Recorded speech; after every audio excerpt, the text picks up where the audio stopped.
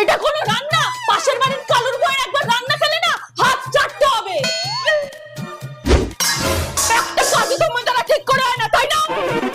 আর ওদিকে কালুর বউ ও শাশুড়িকে কাজ নিয়ে কিছু বলার সুযোগই দেয় না। ওর থেকে কিছু শেখো। বাবা, ও বাবা। হ্যাঁ, কি বলিস রে?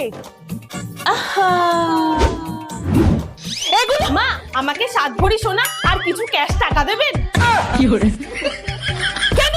বিনামতে জিটিআর টুর্নামেন্ট চলছে, যেখানে বিএমডব্লিউ জিতে নিতে পারো রেজিস্ট্রেশন করে। দেখো আমি ট্রেড নিচ্ছি,